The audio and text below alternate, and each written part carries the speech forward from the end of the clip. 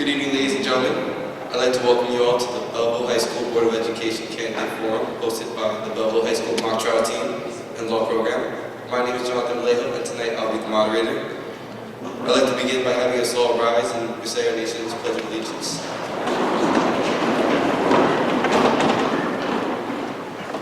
pledge allegiance to the flag.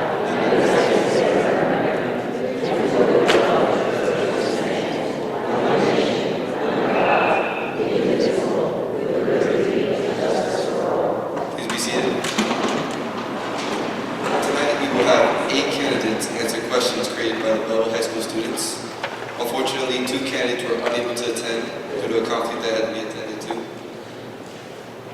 Tonight's candidate forum will proceed as follows. Each candidate, in a predetermined random order, will give an opening statement. Opening statements will be no longer than 2 minutes and should include educational experience, goals after graduation, and how they will define their student experience. After the opening statements, we will move to the question and answer portion of the forum. In a predetermined random order, candidates will answer questions posed as students from the Belleville High School Mock Trial Team. Each candidate will have 2 minutes to respond. Tonight there will be no rebuttal. I will call upon the next member of the student panel to ask the next candidate a question. Each candidate will answer a total of 3 questions.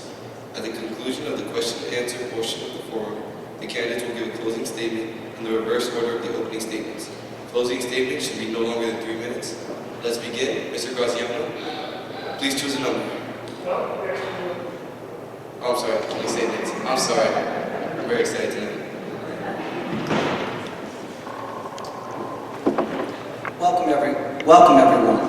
My name is Thomas Graziano, a proud, lifelong Belleville resident.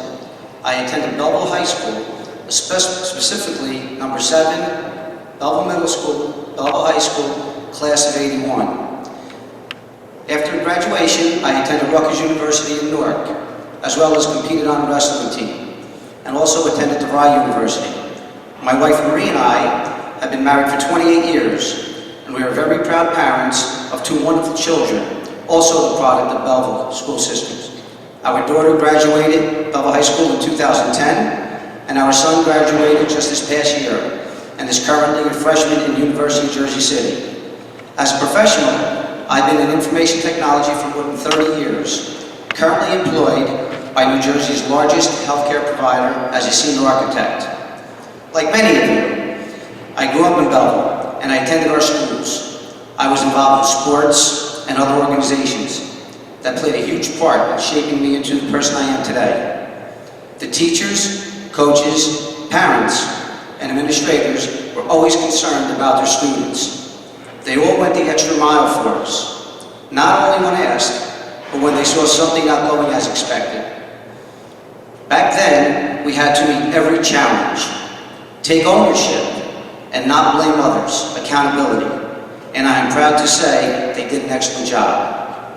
As a parent, taxpayer, and proud Belleville resident, I've been thrilled with the recent progress we've made in our schools. I applaud our teachers, parents, and administrators for the hard work they put in.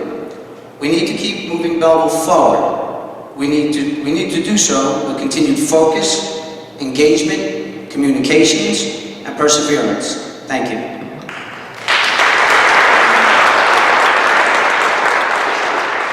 Mr. Sheldon, would you like to proceed?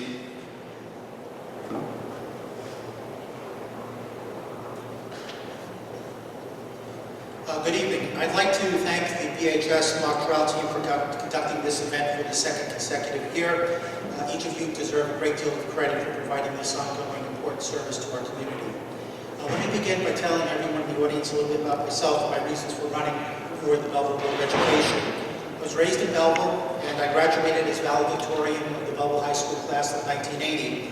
I then went to Stevens Institute of Technology on full scholarship and graduated with high honors with my degree, my Bachelor of Science degree in theoretical physics. I then received a full graduate fellowship to the Harvard University School of Applied Physics, studied there for a year, then returned to Stevens Institute to complete my master's degree and all of my required coursework for my doctorate in physics. So yes, Belleville does have its own version of Sheldon Cooper with the degrees in theoretical physics, and that's no bazinga. So, while at Stevens, I was a college administrator and physics professor, and during my period there, I co-founded and directed the Institute's tutoring center. In addition to being the college's primary academic data researcher and analyst, I was also a physics professor for the Stevens Technical Enrichment Program, or STEP, which was a special academic program designed to help African American and Latino students earn their degrees in engineering and the sciences. And during my tenure as a physics professor for STEP, its students not only graduated at higher rates, but with higher GPAs than their peers. So I know firsthand how a student who may not have the most auspicious start in life, but when given the opportunity and is surrounded by dedicated teachers and a truly supportive administration, can go on to accomplish incredible things. And this is why, throughout my career at Stevens, I kept a large sign prominently displayed in my office which read, "To teach is to touch a life forever," which is something that is a core value in my life and something obviously shared by all of your teachers. Now, having benefited so immensely from the Belleville educational system, which allowed me to study at some of the most prestigious institutions in this country and to be taught by Nobel laureates, it was heartbreaking and infuriating to see what was becoming of it over these last several years. Not long ago, the Belleville school system was ranked in the top 10% in the state, and we now have the dubious distinction of being in the bottom 7th percentile according to last year's New Jersey DOE rankings. Now, our district has admittedly been through some very, very troubling times these last several years due to all the highly questionable behavior of the previous and some current board members, resulting in the sharp decline of our state academic ranking and the need to have the state impose and monitor upon us to watch over our finances. As a result of this collective malfeasance, we now face a multitude of very profound challenges in the immediate future. As many in the community are aware, especially those who regularly attend monthly BOE meetings, I've been a leading advocate for the proper treatment and support of our teachers and children, and have actively worked with many other equally concerned community activists to address these wrongs.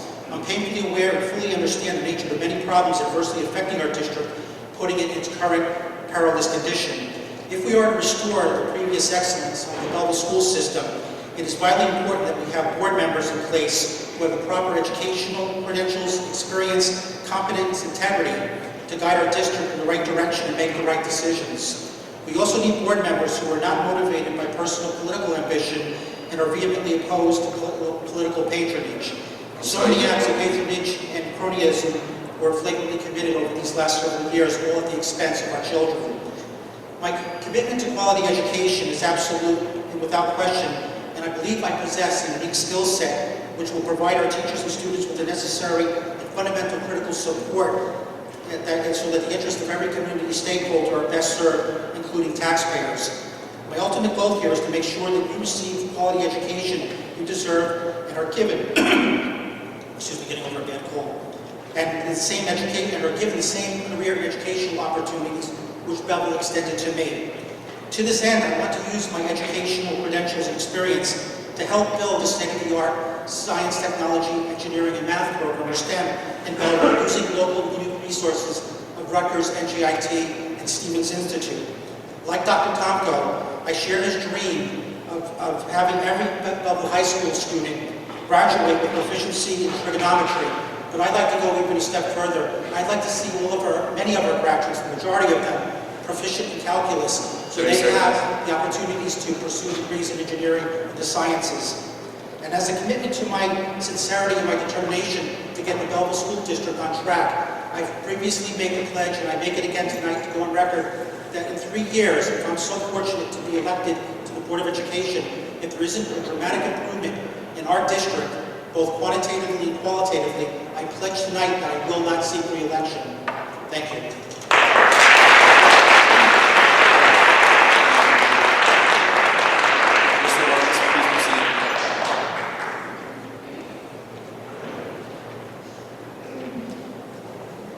Good evening and welcome. Buenas noches, bienvenidos. My name is Marcos Vargas, and I'm running for Belleville Board of Education.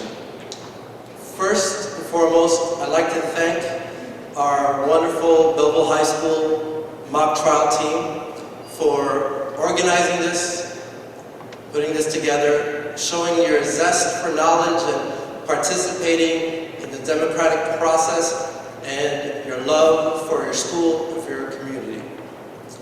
I'd like to thank the advisors as well for their role in this. I'd like to thank you all for coming. We are all here because of them, because of the children of Belleville. I moved to this town 14 years ago, in 2013. I moved in with my parents, who purchased a home here. I had already left the coop, but I returned because they had a beautiful home, and even though we moved around for a lot of my life, we finally found a home, and that home was here in Belleville. After a few years, I decided it was time for me to move out again. But I chose to stay in this town that I've come to love. And I purchased a home here, not too far from my parents and my mother's wonderful cooking. And then I made sure that Belleville was a place that our family would continue to call home.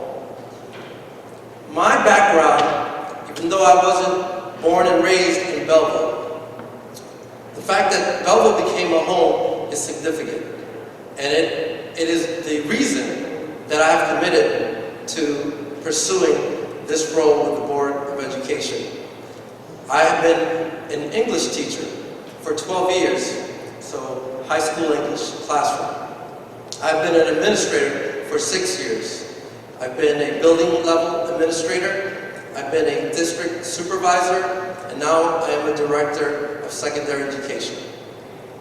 My background certainly has prepared me for this role, but I want to ensure that students in Belleville are guaranteed what the New Jersey Constitution provides for them. That is that they have a thorough and efficient education. I want the students in Belleville to have all the opportunities afforded to them and available to them. And I want this community to be proud of its public schools as I have become proud of this community. Thank you.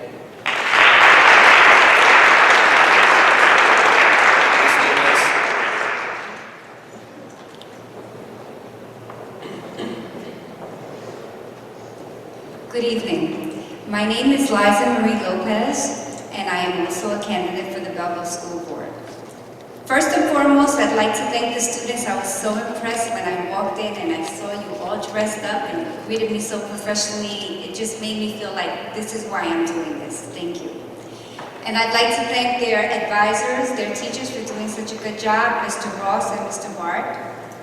I'd also would be remiss if I didn't thank BVO, which is a political pack of teachers who came together to make the Belleville schools a better place, a better system, for choosing me as one of the candidates to endorse. And I'd also like to thank the public for coming out this evening, for taking the time out of your busy schedules to come here to meet us and to open your hearts and minds in choosing us or choosing me as one of the potential candidates that you will vote for. I hope to win your vote tonight. I'd like to tell you a little bit about myself. I grew up in a I grew up in a household where education was key. My dad was a strong proponent of education. The first time I brought home a C, he said, "We don't do C's in this household," and I knew I had to work really hard. My dad taught me some core values: home ownership, education, and work ethic. We'll start with home ownership. When I was 18, my dad had saved enough money to buy a house here in Belleville. This was back in 1986, 30 years ago. Because of he was a role model to me, and he set a standard. And as a result of that, I purchased my home here in Belleville in 2010. Next, I want to tell you a little bit about my educational background. I have a bachelor's degree degree from the State University of New York at New Paltz with a major in sociology and a minor in law and politics. I have a doctorate degree. I went to Rutgers Law School here in Newark. I have a Juris Doctorate degree. I am a licensed attorney to practice law here in New Jersey. Because I'm a lifelong learner, and I'll tell you a little bit about my career path, but I'm also an educator. I teach. I've been teaching for the past 11 years. As a result of that, I went on to get another degree. I have a master's in educational leadership from Concordia University. And this is as a result of the values that I spoke to you about earlier, which my father instilled in me. That's why I'm doing this. I have a passion for education. I'll tell you a little bit about my work background. Prior to going to law school, I was a research assistant with the Center for Puerto Rican Studies at Hunter College, where I was a liaison to the college students. I was a community organizer with the Bronx Voter Participation Project of the Community Service Society. 1 minute. Okay. And currently, I am a teacher with the Newark Public Schools. But prior to being a teacher, I was an associate counsel for the legal department of Newark Public Schools. All of those things that I've shared with you make me a formidable candidate for this position. I will bring my skill set as a teacher, as an educator, as an attorney, to make the schools better for our children. I said, this is why I'm doing this. I believe in children. Children need the best possible education they can be afforded so they can compete in society, so they can be productive and positive members of society. And as a member of this school board, I will do my very best to ensure that you get the best possible education. Thank you.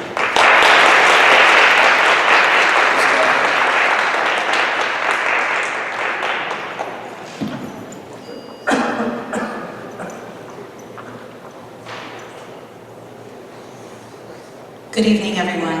It's an honor to be a candidate, and I thank you for the opportunity to serve our community. I graduated from Belleville High School, middle school, and elementary school number 9. I furthered my education at Seton Hall and received a dual degree in criminal justice and English. Currently, my son and my sister attend Belleville High School. We also own a house here in Belleville for over 18 years, and I've been a resident of Belleville for over 25 years. As a parent, volunteer, and taxpayer, I share many of the concerns you all have regarding our school budget, our buildings, and the education our students receive. I look forward to winning the election because I want to be a part of the solutions our children, teachers, and taxpayers need. I have plans to help our budget, buildings and grounds, and communication across the school district. This year, I am a Green Party candidate, and I accepted their endorsement because they focus on democracy, ecology, social justice, and peace. Times have changed, and we need a new Green Deal to bring our school district into the next decade. While saving the environment, we will be saving over $1.2 million in less than 15 years. I'm available after the forum. I encourage questions because your feedback will help me be effective to get the resources our students, teachers, and taxpayers need. And I want to thank the students, teachers, and administrators for having us here tonight and informing the community. Thank you.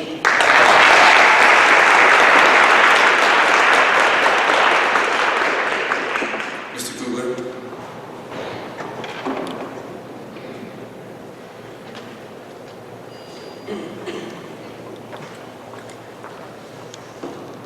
Good evening, everyone.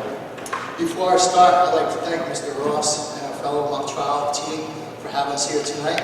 I would also like to thank all the audience for coming here and supporting our candidacy for the Belleville Board of Education.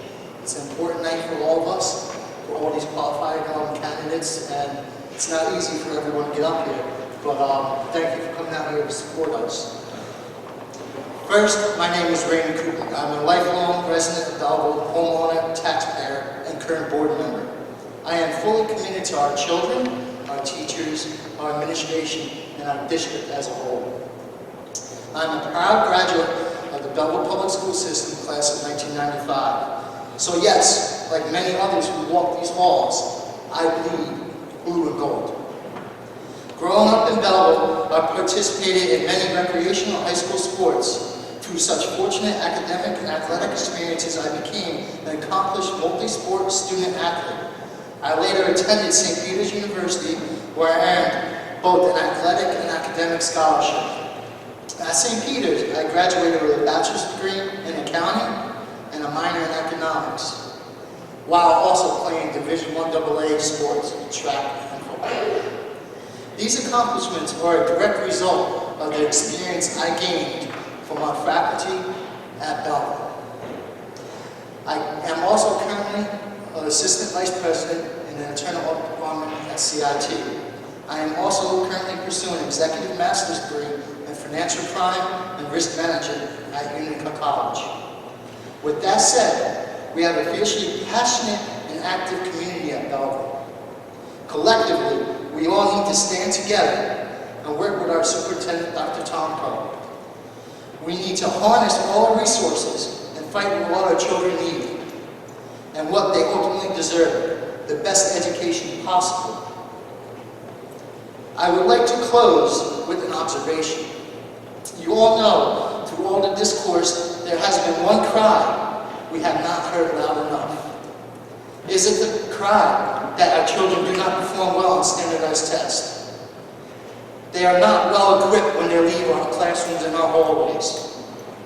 Or they cannot compete with our peers. No, the reason we are not hearing these is because our children are performing, our test scores are improving, and they are well prepared. We have very special educators and students in our district, and we need to continue to tap into that excellence. Our children will go only as far as we let them, and push them and drive them. So with your support, your partnership, your vote, I would love to roll up my sleeves and focus on how high we can let our students of Belleville, our Buccaneers, soar. Good things are happening in our district. We need to learn to work together to move forward as a district. Politics are not needed in our classrooms.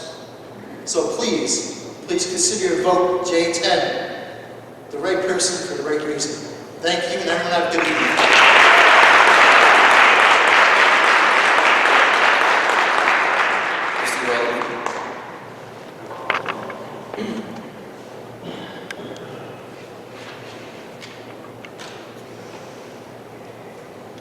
How you doing? Tom Crowley.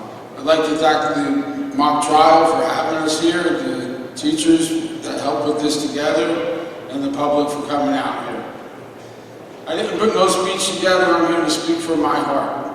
I'm from the Belleville, I'm a product of the Belleville school system, self-employed for 30 years. All my businesses being in Belleville, born and raised in Belleville, never left here. I'm up here because I care. And I will make all the right decisions on the board if elected, and thank you for having me here.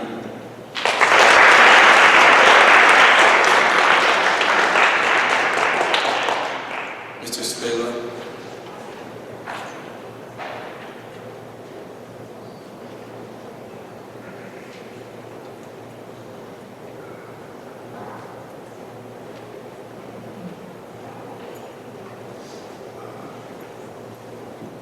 Good evening, I'm Anthony Savella. I would like to thank these smart, beautiful children. I mean, I give them a 10. They're really, really good-looking kids.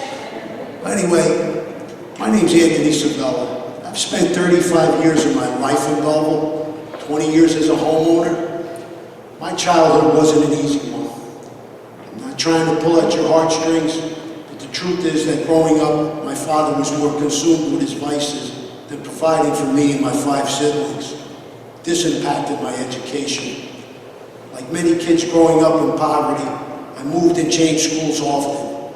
By the time I graduated the 8th grade, I attended 5 schools, moved a few times between Belleville and Newark, and was homeless for a period of time until family and friends took us in.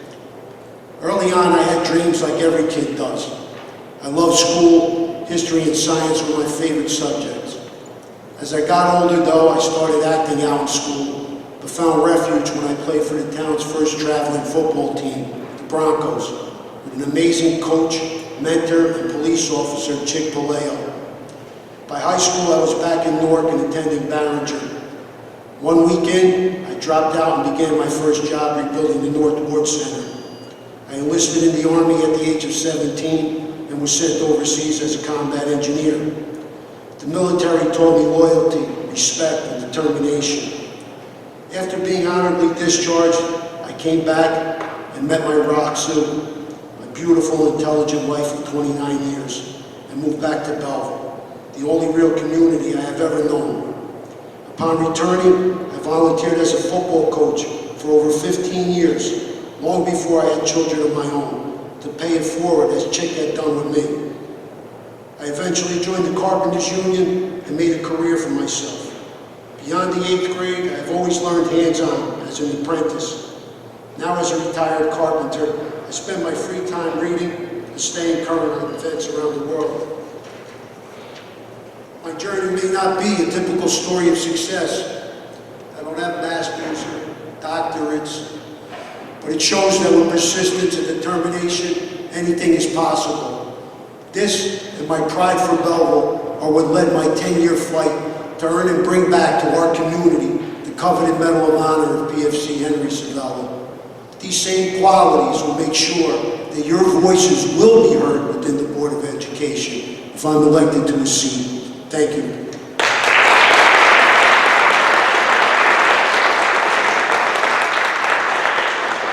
with that, we conclude the opening statements, and we will now begin the question and answer forum. Mr. Graziano, would you like to go first and start the question? Number 9.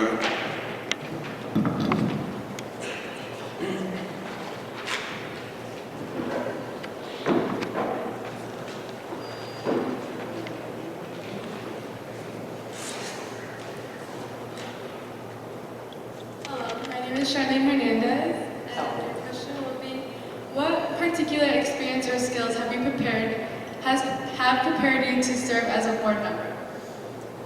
Thank you. Good question. Okay, what skills do I bring to the table for the children?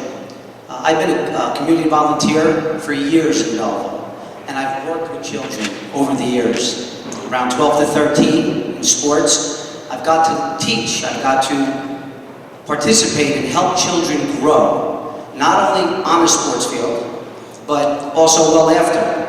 Children come to me today over the course of the years, and they can't thank me for the things that I've taught them.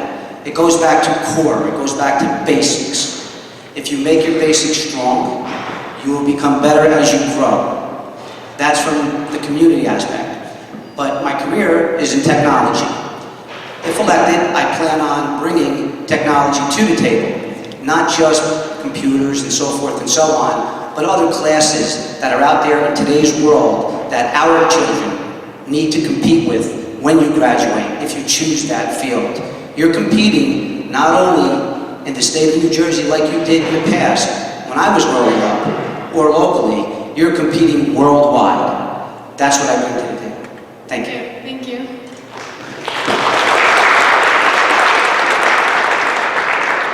Mr. Sheldon, would you like to proceed? It's a very impressive board member. Sheldon Cooper's leader. He's had to choose his favorite number 73. But here, 37 is also not available. I'll go for a nice perfect square to figure 25. 25.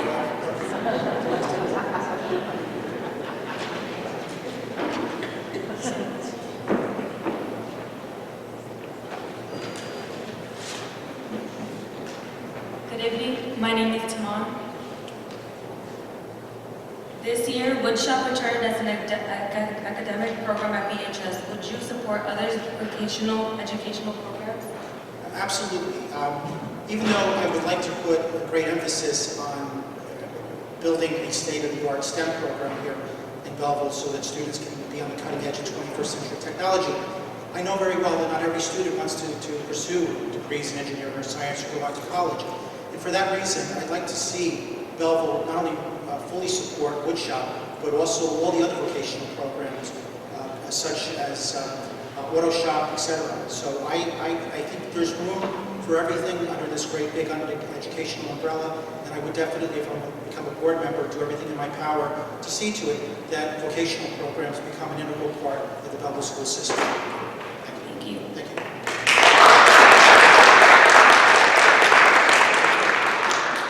Mr. Vargas? Take number 13, please. 13.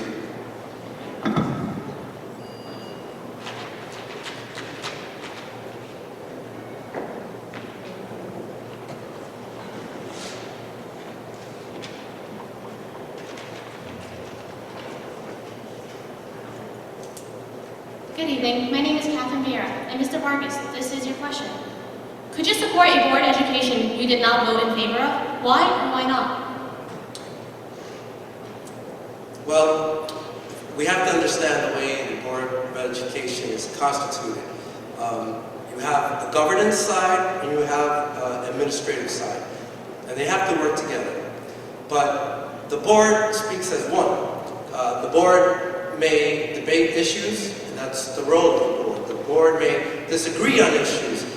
They may push each other on issues, but ultimately the majority vote wins in the board, and then all members have to support it, and I would include myself. Thank you. Thank you, Mr. Vargas. Ms. Lopez? Number 1.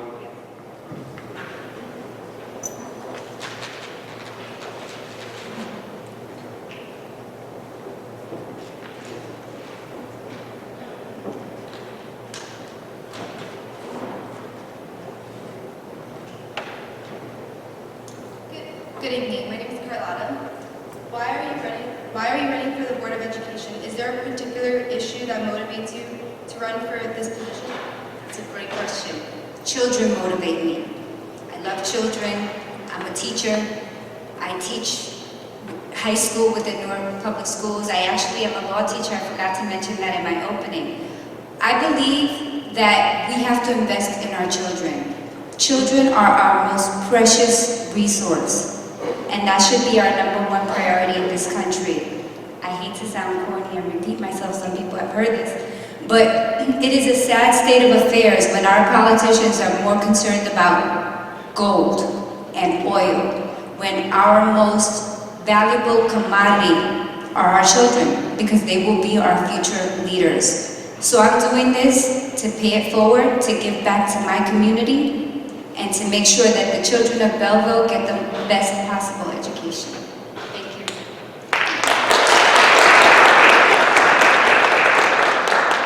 Ms. Chapa? Number 8.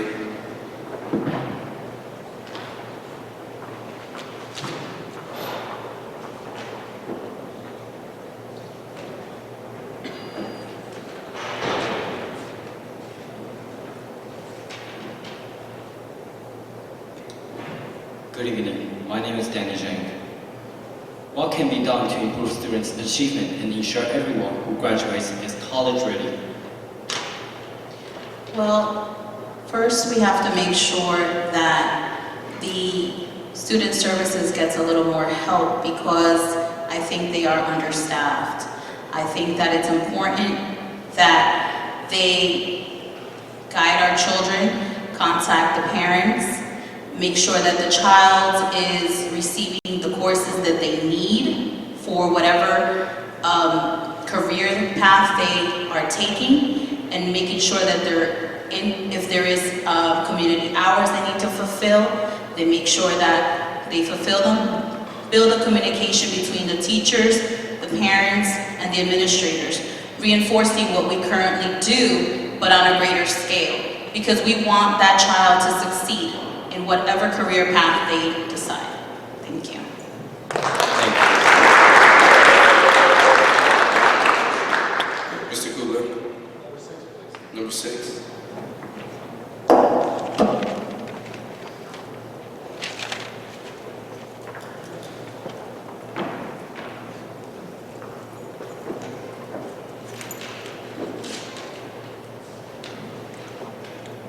Good evening, my name is Cynthia.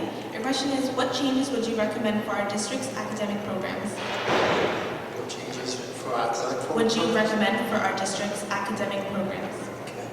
We'll change it. Well, first, as we indicated before, not everybody will be college bound. So there are two initiatives that I actually was pushing and discussing with Dr. Tomko. Is first, create ROTC program. Because not everybody is going college bound. They are going into the military. So educate people what the military is like. And also create leadership classes within our curriculum and discipline classes within our curriculum. The second thing, I would also like to create a CIA program for the Air Force, where people would learn how to fly planes within our local industry, our local airports. The other curriculum that I would like to enhance would just be additional technology and for our students to learn how to research and what happens in the real day. Like, for example, basic stuff, which we already do, but really emphasize it to students, how to manage a checkbook, how to write a check. These are critical areas that are needed, and some students are not prepared for that when they reach the real world. And I think those are some critical areas besides the RTC and the trade that I would like to enhance. But we have revamped our curriculum a lot here in Belleville, and our administration and Dr. Tomko has done a great job to bring us in line to a state standard. Thank you. Thank you.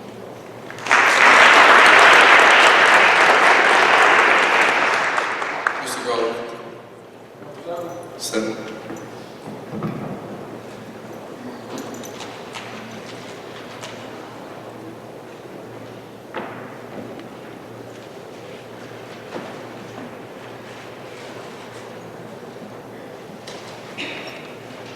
Good evening, my name is Anne Maria Albert, and your question is, what could our school district do to better prepare our students as citizens?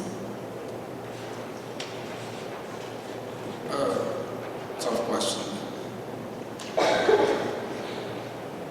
I guess all the classes, every day learn. I'm kind of lost on that question.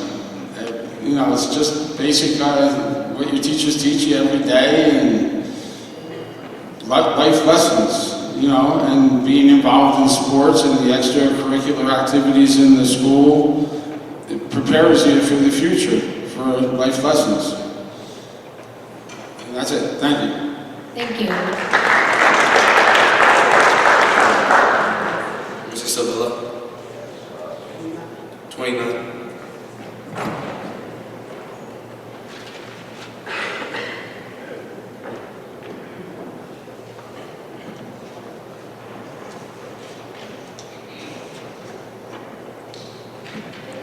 My name is Domenica Gorman, and question number 29 is, do you believe action should be taken against non-resident students attending Belleville High School? If so, what would that action be? Absolutely. They should be removed from the school, and their families, if they can afford it, should pay for the cost of their education while they were here illegally.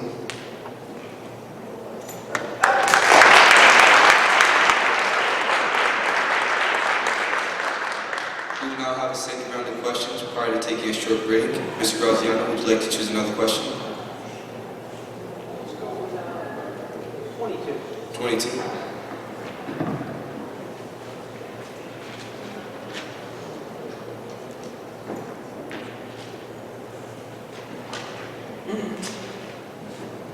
Good evening, my name is Paula Sanchez. The question for you today is, if budget cuts were necessary, where would you look to make those cuts and why? Great question. So, number one, running for the first time for any seat, we would need to look at the budget as a whole. And if I'm not mistaken, there are a certain amount of dollars already allocated for salaries and so forth and so on in healthcare. Then, when you peel it back, there's a percentage. We need to look at that percentage and then cut back if needed. Okay, that's cut back. And then also, how can you save money? Well, we talk about cutting out the budget, and how can we also save money? Look at the leases that are in place with technology. Look at these other things where leases are. Extend those leases. and put money back. So there are all kind of budget cuts that you can do, but that's where I will go look first. Thank you.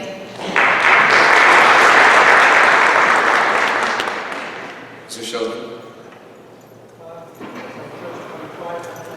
Next, 16.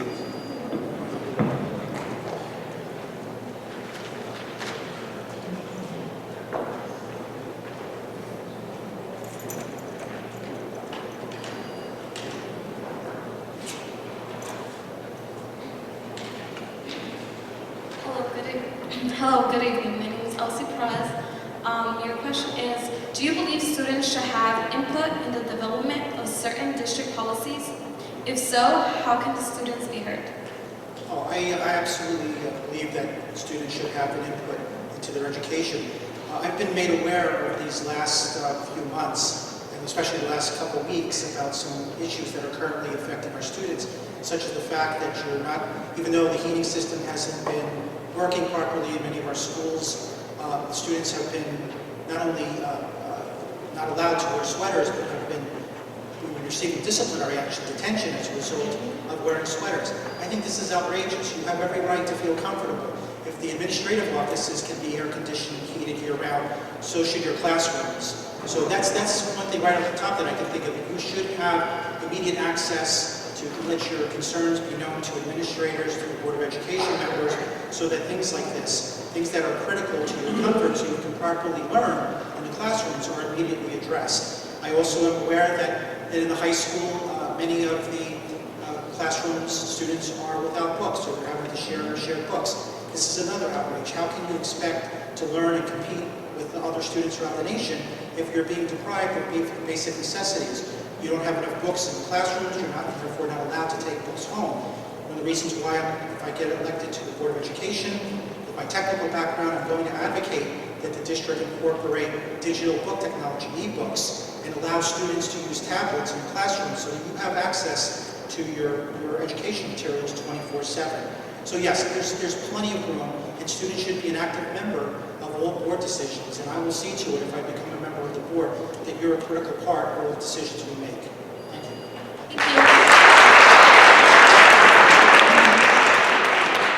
Mr. Vargas. 21. 21.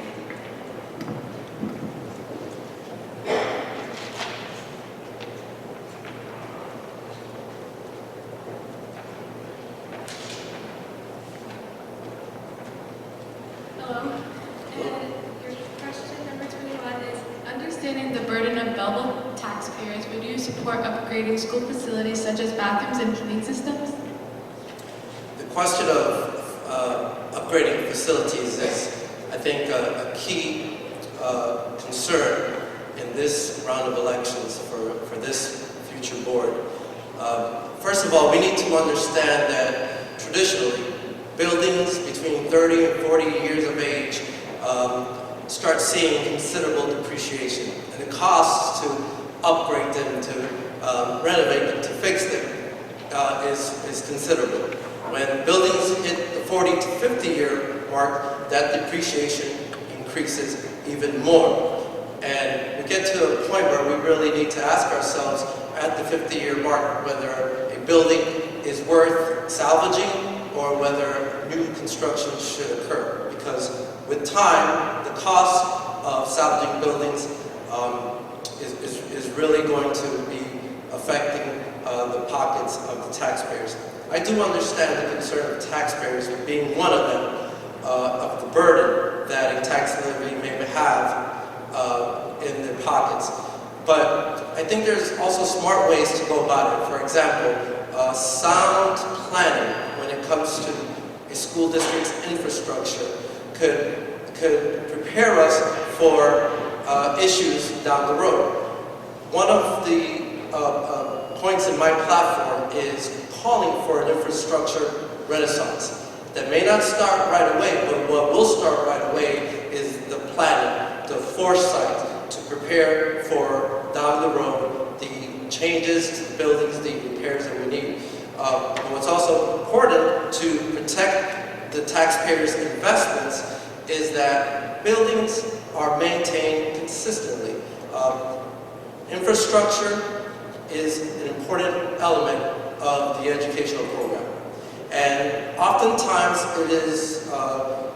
it is neglected for other issues and other needs in the educational program. However, if you neglect infrastructure long enough, it will eventually come back to haunt you. And eventually, the other areas of the instructional program will suffer.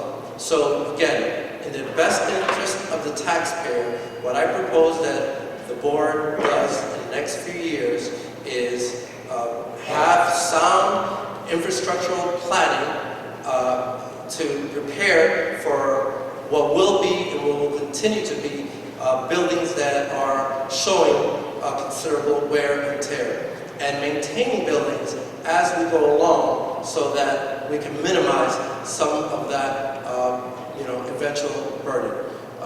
If the time comes and we need to go towards, look for bonded indebtedness, in other words, bring a referendum to the town to explain to the town that we need to reinvest in our infrastructure, I think it's going to require an articulate board to do this and to help the residents of Belleville understand that an investment in their public schools is the best investment that they can make.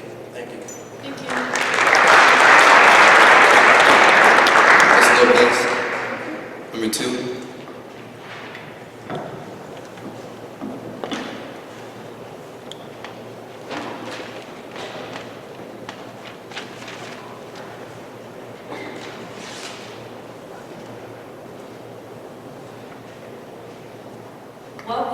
What will be your top 3 objectives if elected to the Board of Education?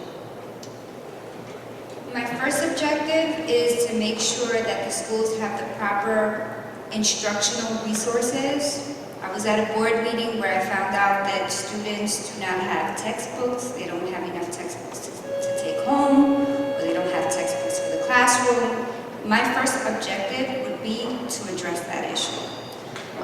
The second thing is definitely to work on addressing the infrastructure issues, whether it be what was raised in the previous question, also technology, to enhance the technology in the schools.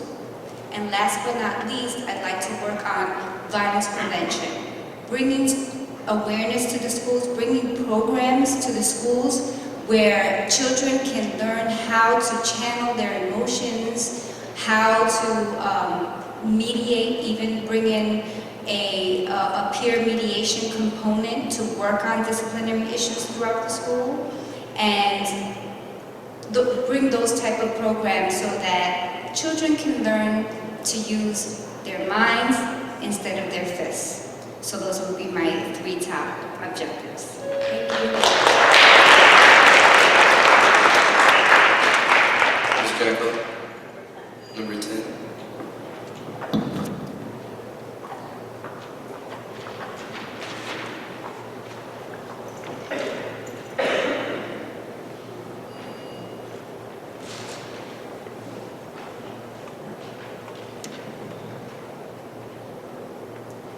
What are your thoughts on the school district's program for special education students, English language learners, ELL, and gifted students?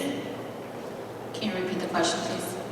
What are your thoughts on the school district's program for special education students, English language learners, ELL, and gifted students? Well, at this current time, I think that the implementations that we currently have regarding the processes to evaluate the students, the programs we currently have, right now we are meeting the state guidelines. But in a sense, we still need to make sure that across the board, each child, not just special ed students, get everything that they need. So I understand that each child has to make sure that they fulfill their curriculum in school. We have the Gifted and Talented program, we have the Special Education program, and the ELL program. Each of those programs has reinforced each of our students' curriculum, needs, and has been helping them along the way. So I definitely support them. Thank you.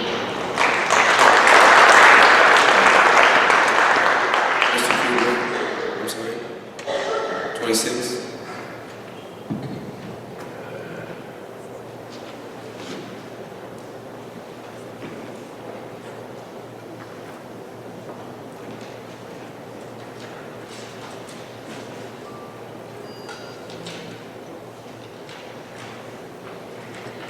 Your question is, what do you see as the educational weaknesses in our district, and what are the educational strengths in our district?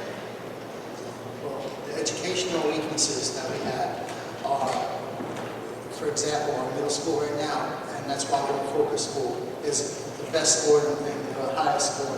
The lowest score and the highest score, there's a discrepancy between the two, where we need to bring them closer together, which we are working on, where, as you see, our scores are improving.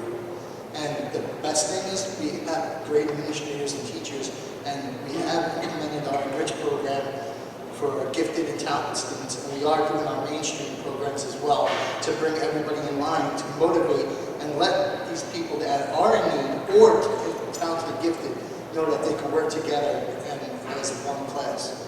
So I think those are the one strength and the weakness we have. Thank you. Mr. Groneman, number 19.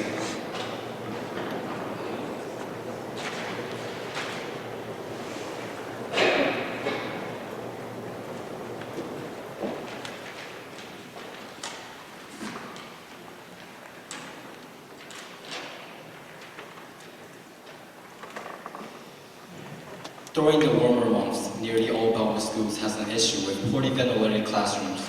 How would you address this issue? The HVAC systems in the school, if elected, I would do a thorough walkthrough of all the schools, evaluate what they needed. They have what's called a heat pump system where instead of ventilation, you can put a separate evaporator into each classroom and it gives efficient air conditioning and heat. So the first thing I would have to do is do a complete walkthrough with an engineer and make the proper decision. And the system I'm talking about is a lot more economical and efficient for the school system. Thank you.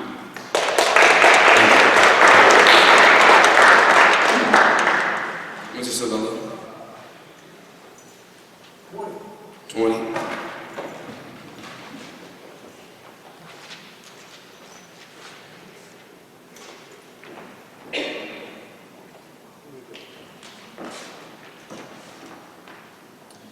Do you support the change to the grading system in which a 93 is needed for an A and below a 70 is considered failing?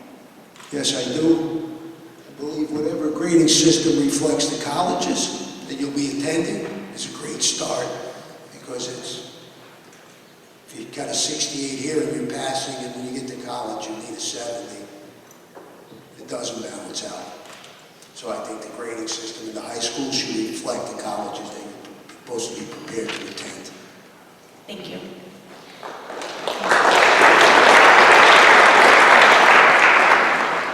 We will now take a short 10-minute recess before third round of questions and closing statements.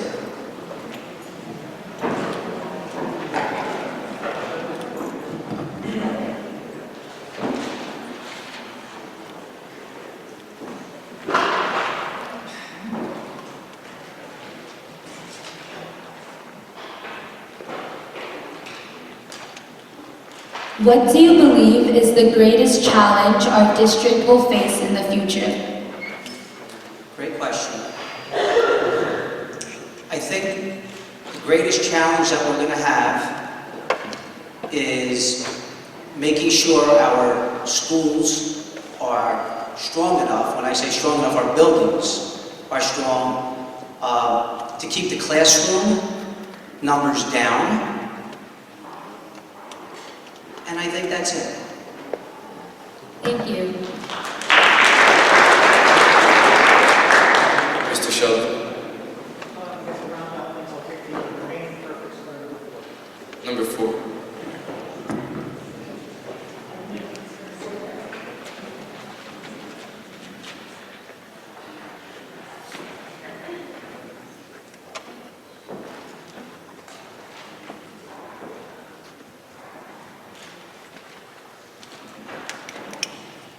Do you support upgrading technology resources for our schools and classrooms? If so, how would we pay for these upgrades? Well, it kind of goes without saying that I support and advocate as much technology as possible. My alma mater, which is Stevens Institute of Technology, by the way, was the very first college in the United States to start incorporating computer technology into its curriculum, which began in, if I remember correctly, 1984. So all my work at Stevens, everything, I was the first person in the country to start digitization of exams for student use as a study guide. And I spoke at many conferences throughout the country explaining to other academics how to use this technology. So I am absolutely 100% committed to using as much technology as possible in our classrooms. One thing that has become made aware to me over these last couple of months is apparently a lot of the technology which is now beginning to appear in our classrooms isn't being properly maintained. Well, it's there, it's not working, the software updates haven't been installed, so what good is it if it's not being properly maintained? And otherwise it's just really for show. As far as paying for the technology is concerned, as I did at Stevens, I was able to secure both governmental funds and corporate funding to support some of my technology initiatives. And I am committed to doing the same thing if I become a member of the board. There are plenty of grants, plenty of corporations throughout this country that are just chomping at the bit to be able to support technology initiatives, especially when it will help our high school students prepare themselves for careers in the technologies. So if I am elected to the board, I intend during the first year of my tenure to incorporate as much technology and have it paid for by external sources. And you have my word for that goal. Thank you. Thank you. Mr. Vargas, number 3.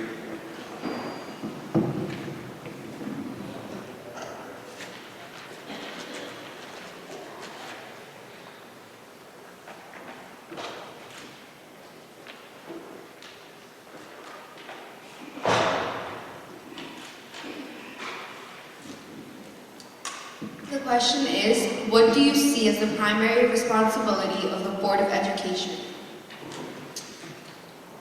The Board of Education, as I mentioned in my previous comments, it's a governing board for the school district. So its primary responsibility is governance.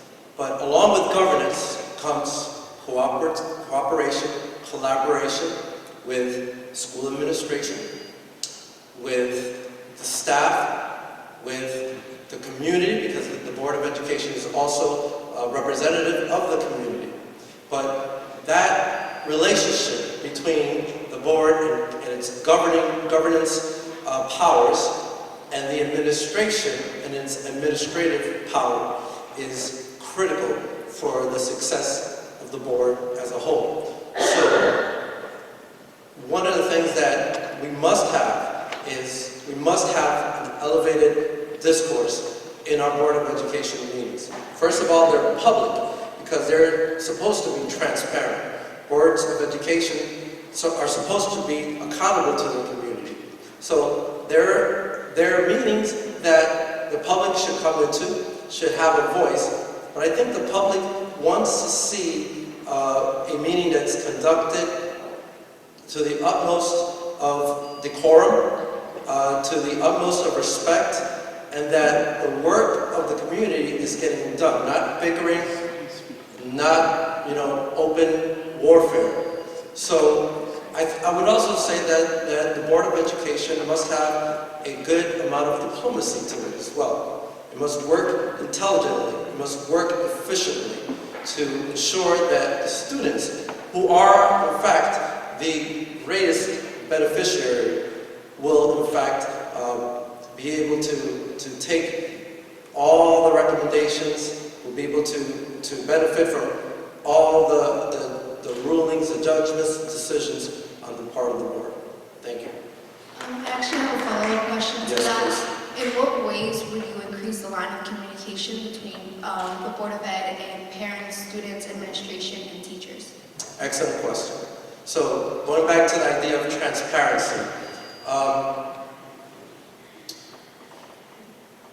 mistrust breeds a lot of negativity around public boards. The board conducts itself really with what we call fiduciary power. Okay? These are powers that the board is really only limited to the powers given to it by the community and the trust that the community has given to the board. So when on November 8th, this community of Belleville goes and votes for its new board members, it's a very sacred moment, it's a very sacred transition, because that vote carries with it the power for the board member to do right by its community. And so, transparency, because when that community who voted comes in and sits at these meetings, they want to see the work of the board clear and present. Transparency is important.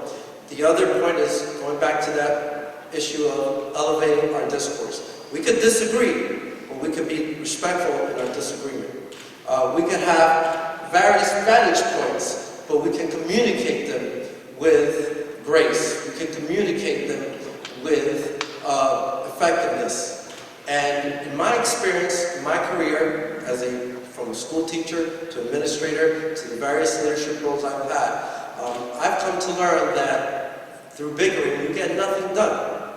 And so, this I think is a good lesson for you all as our future leaders in this town and in our state and in our country. Diplomacy is important, and elevating the discourse of any membership that you're in is important, and the public demands that. Thank you. Thank you.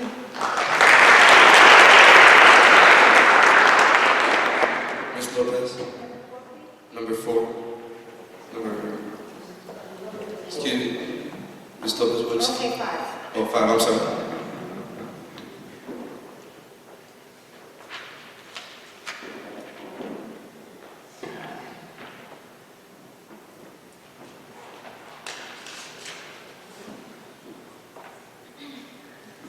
Question number 5.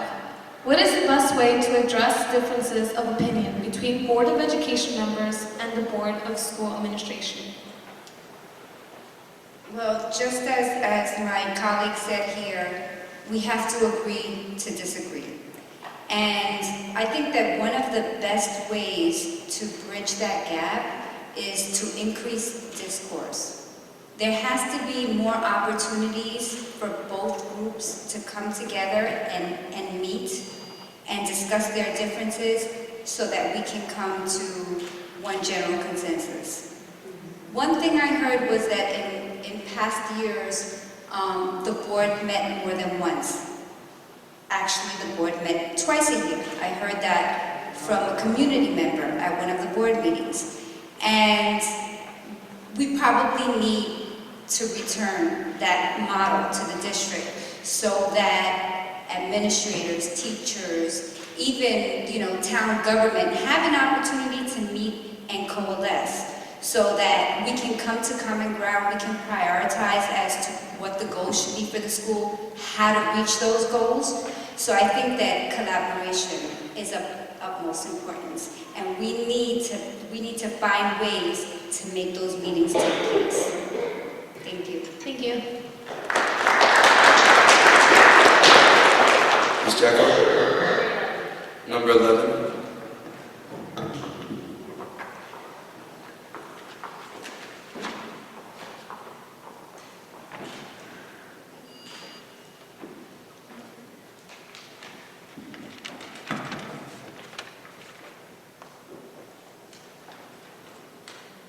Your question is, what is your vision for the future of education in Belleville? What is my vision? Okay. My vision would be that we prioritize the importance of togetherness. As a whole, we form very important core reasons why each of us can benefit one another. Paying it forward, they say, if we do not teach our children respect, how can we expect them to give respect? I think it's important that the students continue the values that they already have, but as parents, we have to reinforce them. I want to commend the staff here at Belleville High School, middle school, and elementary schools, because the staff do an excellent job in being great role models to our children. So I would like to have that vision continue, seeing those people that spend their whole day with our children, and we leave them in good hands, but we need to give them the necessities they need so that they can teach our children, so that our children can have opportunities in their careers or any options they might want to continue throughout their lives. So my vision for Belleville is togetherness so that we can progress as a community. Thank you. Thank you.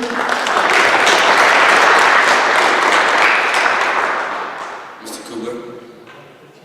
Number 15.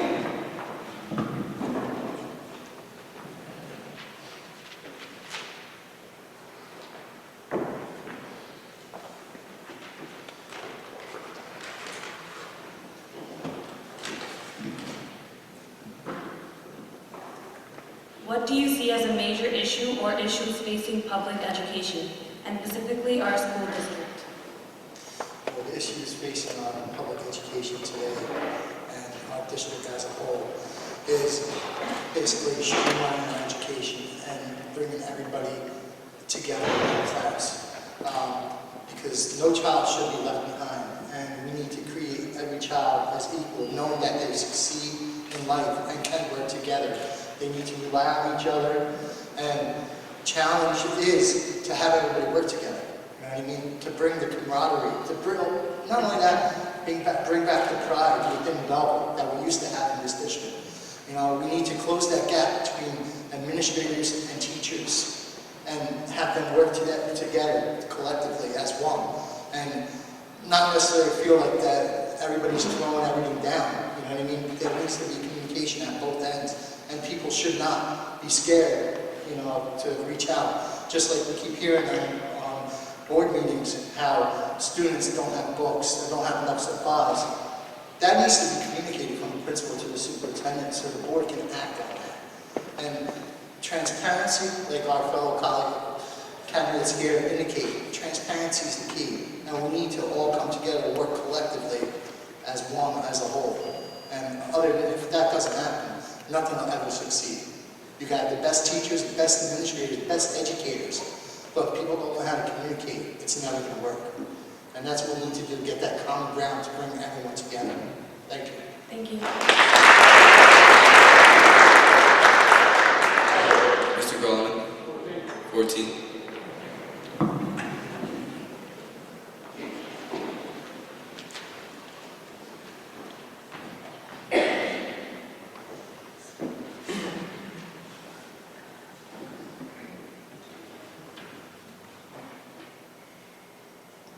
Your question is, Belleville Schools offers a variety of different clubs and extracurricular activities for students. How will you support these clubs and activities as a member of the board? I'm in full support of all the clubs. I encourage them 100%. I address that to the facility too, to encourage our students and give them some type of credit for participating in the extracurricular activities. It's a big part of educating them, not just, you know, the classroom learning books. Working with these different clubs teaches them teamwork and being part of something. Thank you. Thank you. Mr. Spello, would you like the last question to be?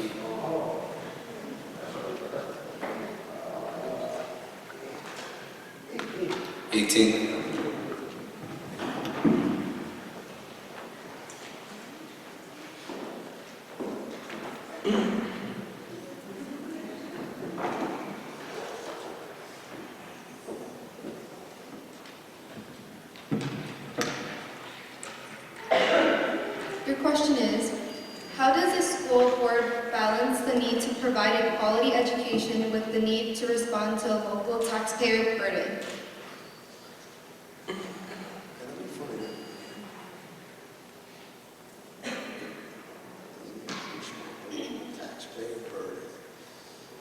Well, right now, my main platform is our schools are in terrible, terrible shape, horrendous conditions. I've knocked on over 700 doors in this community, and I've had some parents that told me they're afraid to send their children to the middle school. They don't know what they're going to do after 5th grade. The middle school is falling down. I can take you there and pull 3 bricks out of the side of the building. It was built in 1914. The addition was put on in 1938. Some genius decided to put the 6th grade in there years ago.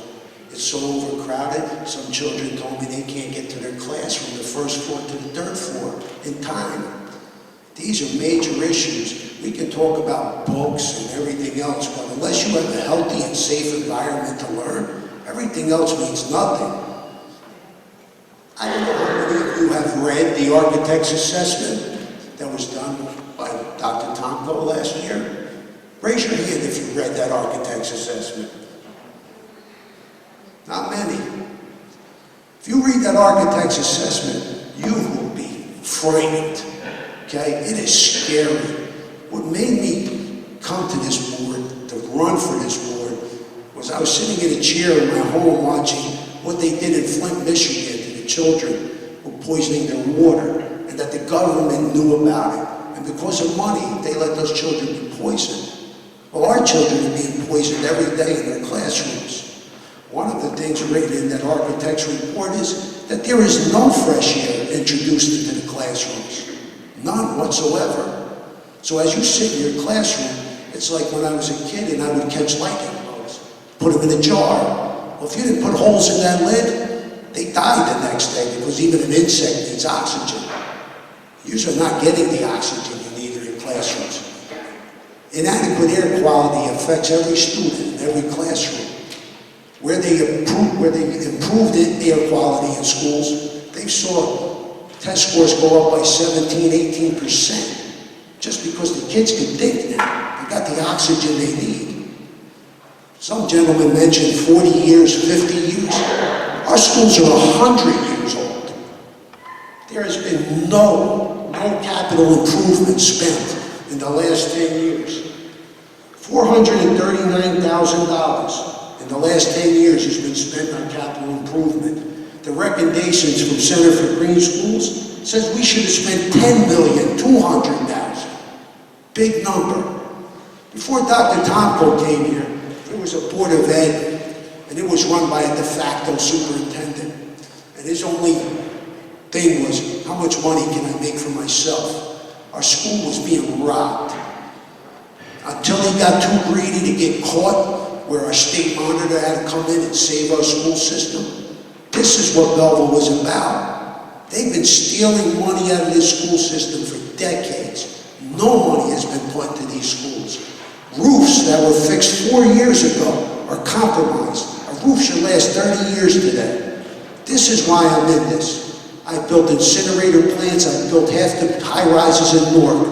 That's what I know. I'm blue collar, I know building. If they talk about we need to plan to fix the infrastructure, no, we need to do it now. That referendum has to be done now. We have to find the money now. Our children are being poisoned in these classrooms along with teachers. How about the teacher who's pregnant? What's happening to her fetus because she has no oxygen in the classroom? We have cockroaches, we have rats.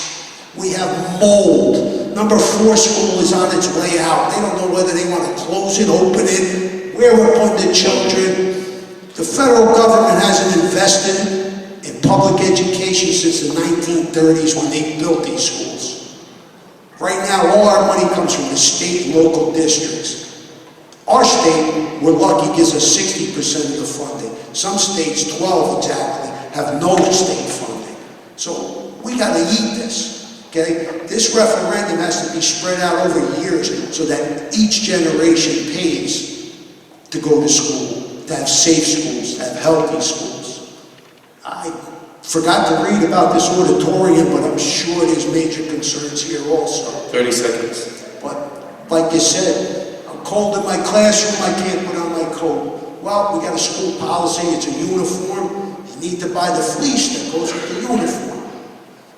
It's as simple as that. You have to stick with policy when it comes to uniforms.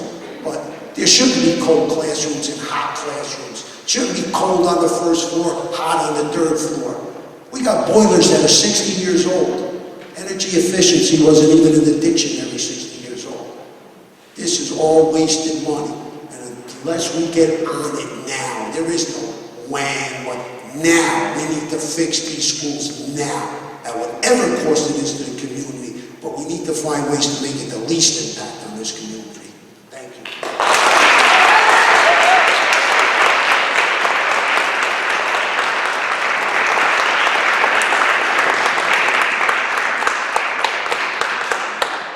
Ladies and gentlemen, that now concludes our question and answer forum. We will now have closing statements, but in reverse order from which we began. So, Mr. Spella, if you would like to take the podium. For your closing statement. Yes. I just notify you have 3 minutes, and you'll be notified when you have 1 minute left.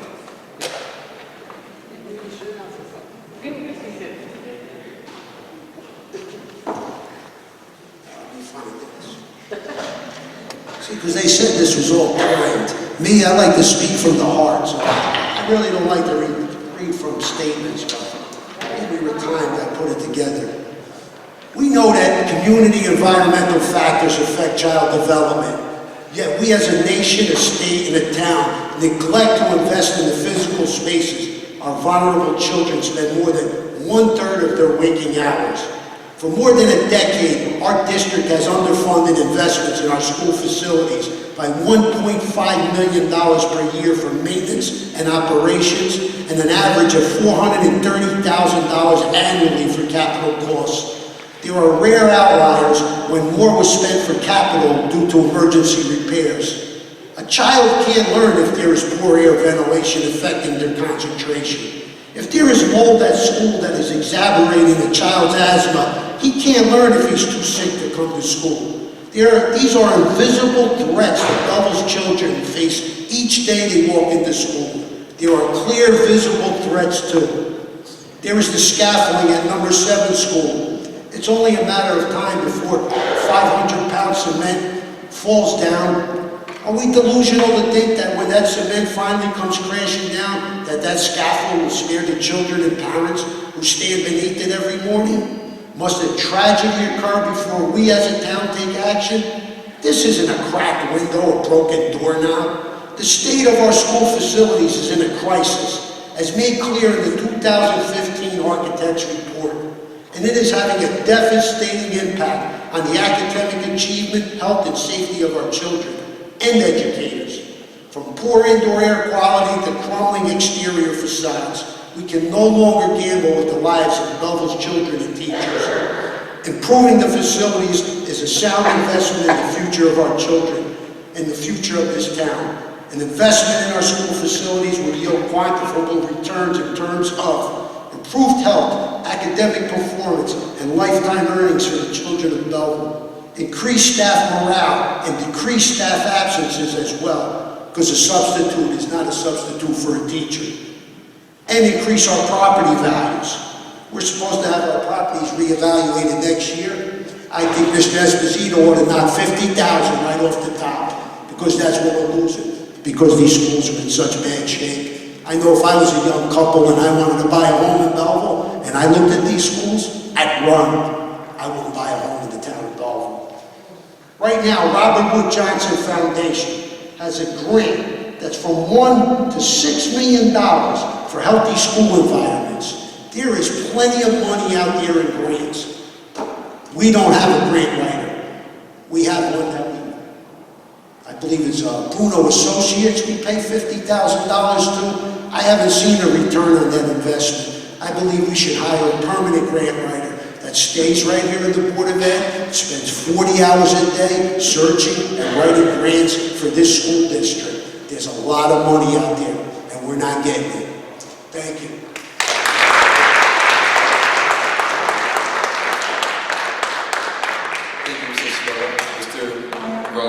you like to proceed with your closing statement?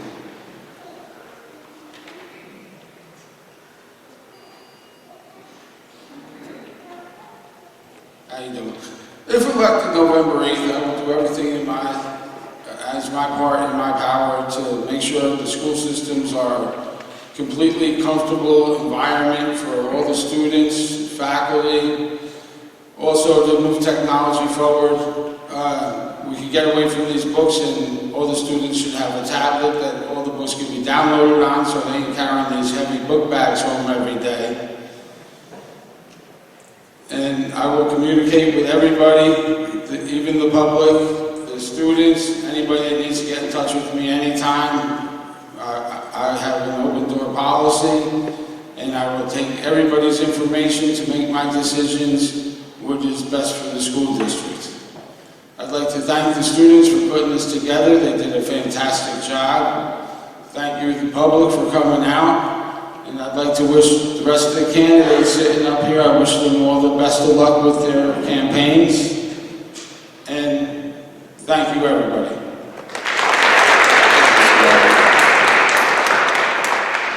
Mr. Kugler, would you like to proceed?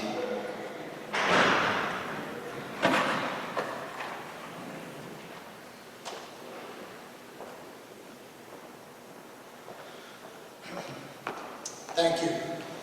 As we all know, the Board of Ed plays a critical role in the policy that will improve the education of our children. Being an effective board member requires collaboration and creative thinking to ensure our resources are invested in our classroom and that our tax dollars are used efficiently and effectively. One of the most important skill sets I possess is my ability to listen, consider all presented facts, and develop a well-executed action plan. If elected, I will continue to ask these in-depth questions about our policies and programs so that we as a community will understand the value they bring to our children and our classrooms. I will encourage the proposal of new initiatives to improve the education of our children. I will also listen and reflect to the concerns of our community and work collectively with our fellow board members to improve our schools and our facilities, which have been neglected for too many years. The past 2 years have proved to be a tremendous opportunity for the board to understand and respond to the needs of the community. Under my leadership as the board president in 2015, this new board was more transparent than ever and involved the community in all key decision-making. As board president, the community of Belleville enjoyed a time of communication and involvement. My goal is to continue to steer the board in the direction of transparency and service. Doing so, I will also promote positive change to this community. As a board member, most of our hard work happens outside the public eye. In preparation for board meetings, during committee meetings, and conversations with board members, and as well as working with the public and administration. I gladly shoulder this burden because all my fellow efforts will continue to bring a positive change to my community that we all love and dear so much. My goal is to bring back the Belleville pride, as I indicated before. I am proud to have brought progressive innovations to Belleville. As a complete functional district, we have implemented several of the following items. We have implemented the Academy of Mathematics, Engineering, and Medical Science. We have funded the STEM initiatives, vocational programs, enhanced our technology district-wide. We entered a new textbook series for K-5. We are in the second year. First year was our mathematics, this year was our English language arts. We implemented new lesson plans to standardize our process. Enhancements to outdated district policies and our grading system to bring more value to our diplomas. We did administrative realignment and implemented administrative controls which have not existed previously in our district. We ratified all bargaining union contracts in good faith. And And I am also proud to say, this district now, in our 2015 budget, we're operating in a surplus that is greater than the Department of Education, that is regulated by the Department of Education. Who I am and what I am can be accurately summed up by a quote of one of Belleville's most trusted and respected teachers and president of our union, Mr. Michael Mignon. In the past year and a half, Ray Kugler has led our district in a positive, forward-moving direction. Board meetings have been cordial and transparent. Trust between all stakeholders was building. The intimidation is at an all-time low. Transfers have ceased, and our district is receiving much-needed supplies. With that said, a vote for me will continue to move our district in forward direction and give our children the much-needed support and compassion that they need. Because as we're all here for one common goal, and that is for our educators, our administrators, our parents, and our teachers. And I want to thank you Mr. Ross, thank you fellow mock trial. It's a great, this is what it's about, to see students succeeding, not only in the classroom, but in public, and be able to express their views and opinions. And it's not easy, but they are doing an excellent job, and I commend you, and I commend you, Mr. Ross. Thank you everyone. Thank you for coming.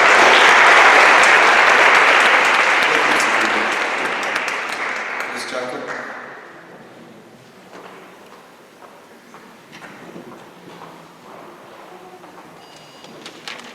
Thank you for inviting me here tonight. It's a great honor to be here to see our students working hard to raise awareness in our town, having teachers who encourage our students to make sure that they make the research that they need, and that way they keep the community informed. Thank you also to the school principals, Dr. Tonko. Thank you everyone for coming here tonight. It's very, very, very important for me to see a lot of faces here tonight, because we have more people that live in this town, yet we only have few that show up. But thank you for continuing to support the students and the teachers and staff and administrators. As a parent, also past graduate student of Belleville Public Schools, volunteer and a taxpayer, I share many of the concerns you all have regarding the budget, as was mentioned tonight, also buildings and grounds that was mentioned tonight, working conditions, education for our students. I look forward to being part of the solution if I am elected. I encourage everyone to vote November 8th, because our future is not only in our hopes and our dreams, it is in our hands. Working together, we can make our school district and our town better. Unity is power. I want the students to always remember that, and everyone here. I want to thank everyone for showing up, and I really appreciate the opportunity to serve you here in the community. Thank you. Thank you, Ms. Jacob. Ms. Lopez?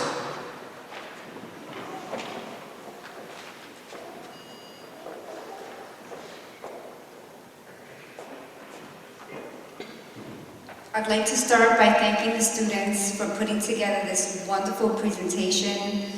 And once again, Mr. Ross and Mr. Bart for helping the students to do such a wonderful job.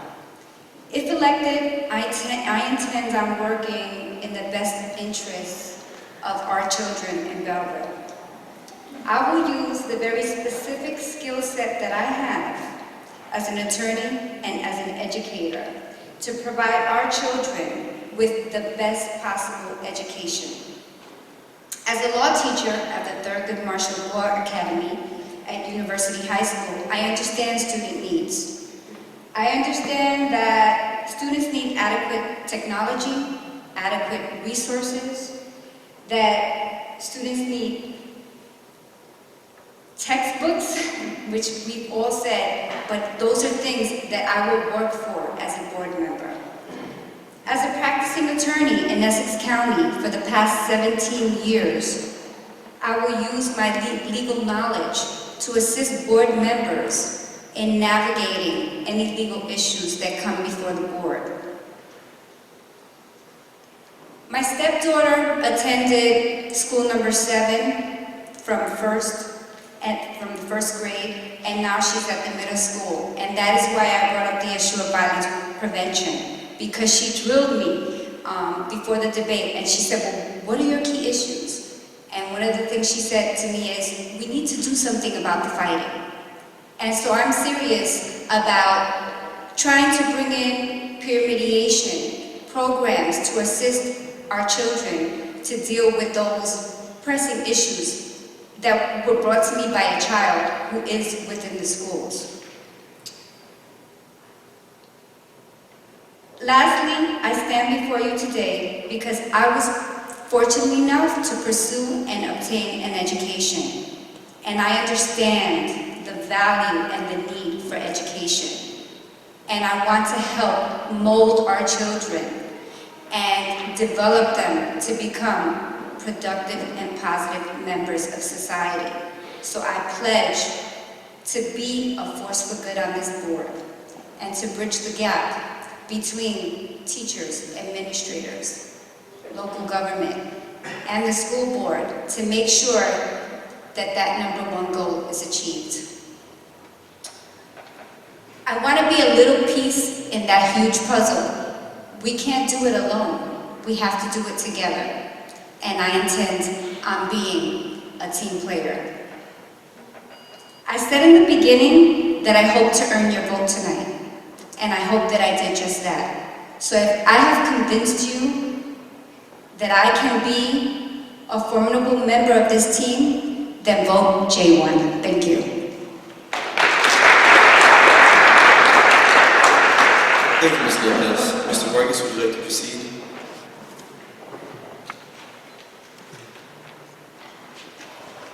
Well, I would also like to thank students for putting together a really, really awesome, incredible, informative forum. These students behind the stage told us some of the things they do. And they do quite a lot. They're not just mock trial students. They're not just student athletes. They are artists. They're performers. And most importantly, you are the future of our town. And so we hope that you feel nurtured. We hope that you feel supported.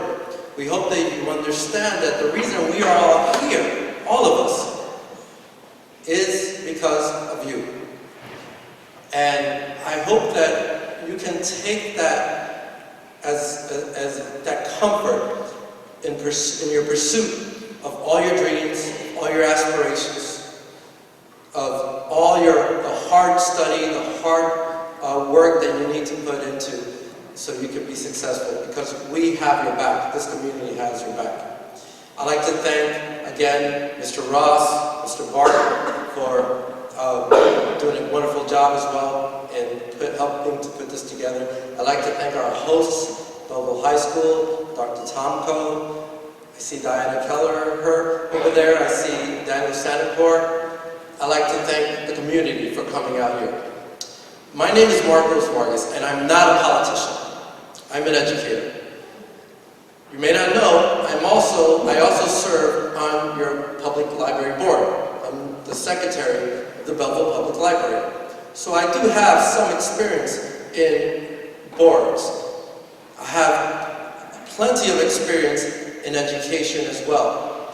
And I think it's high time that you do have educators to inform your board, that you do have educators to ensure that accountability occurs, that you do have educators as part of this great conversation we're having to improve our schools, to continue the successful path that our schools are on, to ensure that our infrastructures are taken care of. our buildings are safe, our curriculum is strong, that our curriculum may be vertically articulated, meaning that what students from the elementary to the middle schools to the high schools are learning has some cohesion and works in conjunction with all the other programs in our schools so that our students are 21st century ready.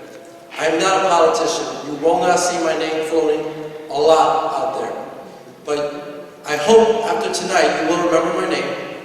I hope after tonight, if I can secure your trust, your faith in charging me with the great responsibility of being a member of this illustrious board, I hope you also share that with your neighbors, with your friends, with fellow Belleville residents, and know that I'm not a kid who was born and raised in Belleville, but that's okay because I think we also have to have representation from those who come to this great town. And that those who come to this great town and make it their home, plant their roots in here, and further generations in this town, that they may also feel that they have a voice, that they may also feel that this town is in fact all welcoming as myself and my family have felt. Again, thank you all for coming. Thank you for this wonderful opportunity to get to know our students even better and to speak to you all directly. My name is Marcos Vargas, and I wish you all a good evening.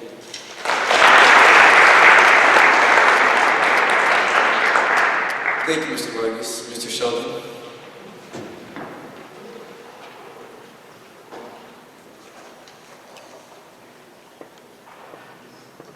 All right, I'd like to thank again the Belleville High School mock trial team and the faculty advisor, Mr. Russ, for conducting this very informative forum. Kudos to all of you.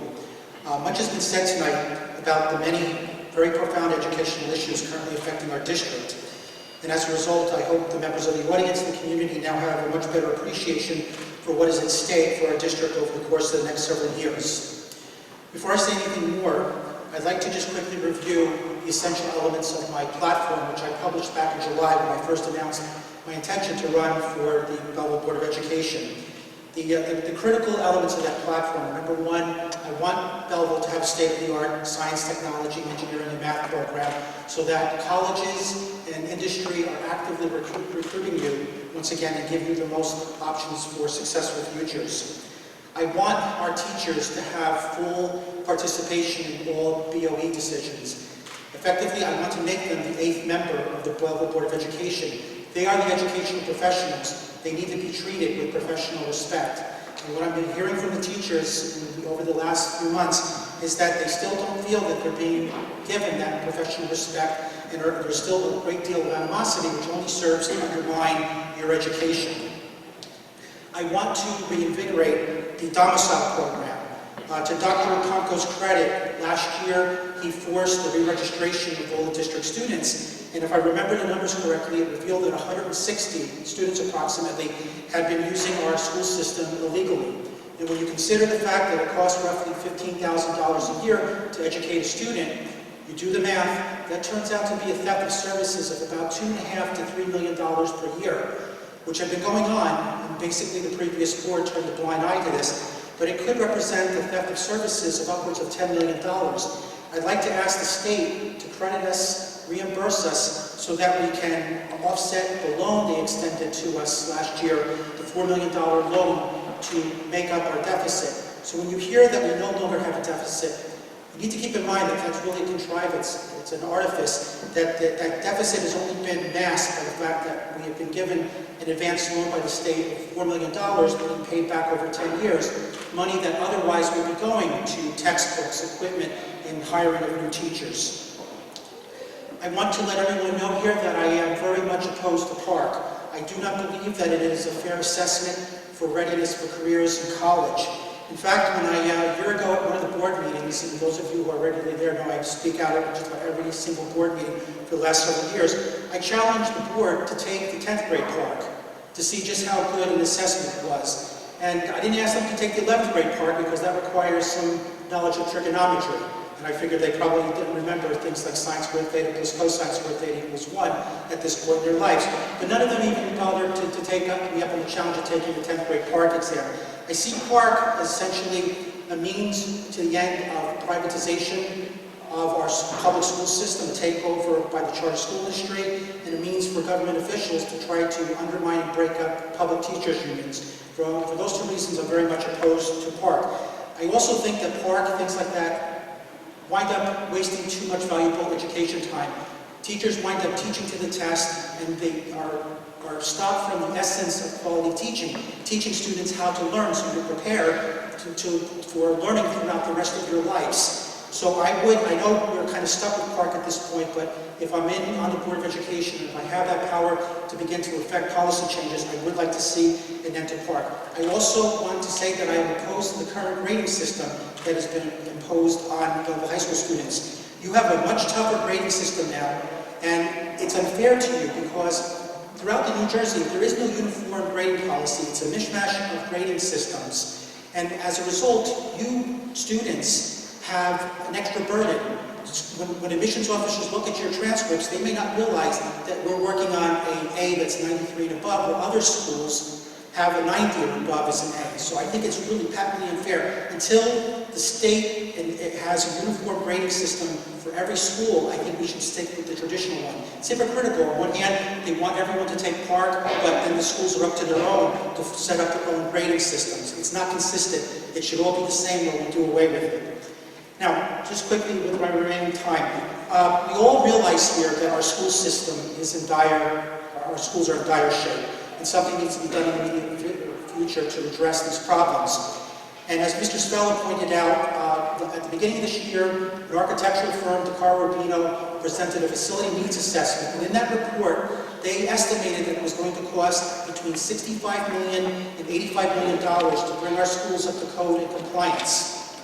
But what really has me concerned about this is that the architectural firm is operating on a 33% contingency basis. So if Belleville taxpayers have to cough up $100 million to bring our schools up to speed, the architectural firm is going to walk away with perhaps $33 million. Money that isn't going to our schools, but going to them to oversee this construction activity. And this may also explain why, and I'm not going to call out any names, but a couple of the Board of Education candidates appearing before you apparently are being financially backed by construction interest outside of Belleville. So you have to ask, what is their angle, what is their interest in seeing that certain members who are affiliated with the construction industry get on board? I worry that the needs to do this school could wind up dwarfing what happened with Clarity. With Clarity, we wound up wasting $4 million on a bogus security system. The school repairs could dwarf that in comparison.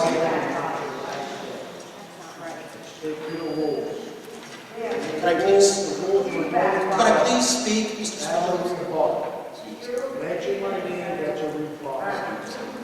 All right, so what I want to say in closing is it's now more important than ever for our voters to do their homework, to see which of the candidates appearing before you. Many of the people here are obviously very qualified, experienced to lead our district in the right direction, but it's up to you to do the homework to see which of us are the best qualified and don't have any outside entanglements and are not operating for selfish reasons. I want to remember that very famous phrase that those who do not learn from history are doomed to commit the same mistakes. Because of my outspokenness and demands for accountability and proper respect for teachers and our students, that I realize that I am the number one, I have the biggest target on my back, and I represent the number one threat to the ruling order. But no matter what the previous and some current board members have tried to do to shut me up, intimidate me, and I can go on at length about some of the things that have happened to me personally, acts of retribution. 1 minute. I am more resolute than ever to continue working on behalf of our teachers and students, whether as a private citizen or as a member of this board. But if I should become a member, I realize that I can't make these changes by myself. I'll be just one of 7 people. And in order to effect these changes, I'm going to need the help of the majority of the board. And this is the reason why I'm running with 2 other members of this board, Liza Lopez and Mr. Thomas Grolleman. I believe that the 3 of us 30 seconds. As a team, thank you. Collectively have the credentials, the experience, the competence, and the independence to restore integrity and greatness to the Belleville school system. We're fiercely committed to openness, transparency, and full community participation in all BOE matters, and will be the strongest advocates for our teachers, our children, and taxpayers.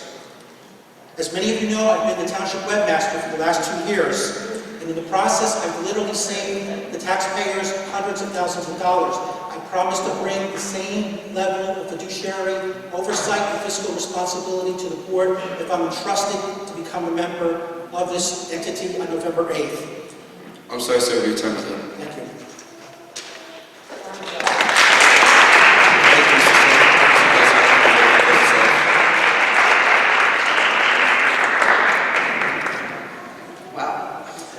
I would like to start by thanking the students. You did one heck of a job, let me tell you. And for those who don't know, that Mr. Bart and Mr. Ross told us that compared to last year, the students for this course actually doubled, if I'm not mistaken, if at the least, if we will. But you did a heck of a job, and thank you so much. How about a round of applause for them?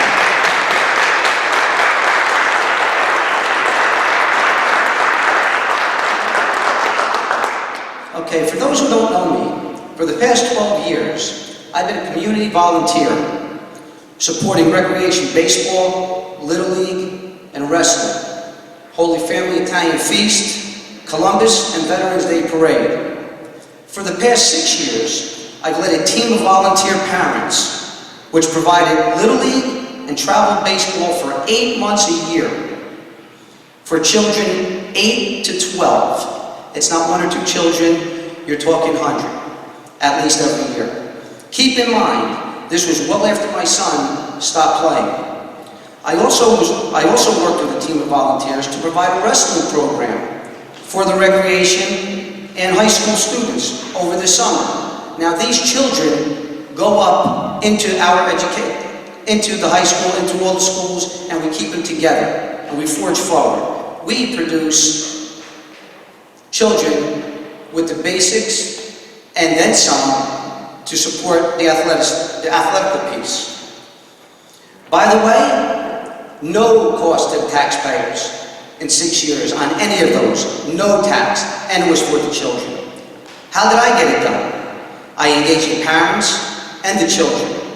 We learned from them. We became friends with them. With teamwork and communications, we will unite everyone with one common goal, the children. People talk about making a difference for our children in Belleville. My track record shows it. I did it. Why?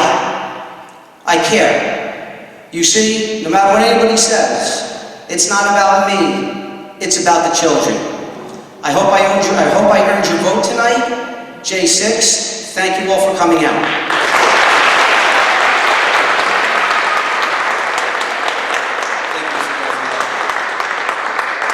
That concludes the candidate forum this evening. Ladies and gentlemen, thanks for coming out tonight. Special thanks to the candidates, Mr. McGannon, Dr. Tomko, Mr. Ross, Mr. Bart, the Belleville High School mock trial team, and everyone to help make this happen. Everyone have a good night, and please go home safely.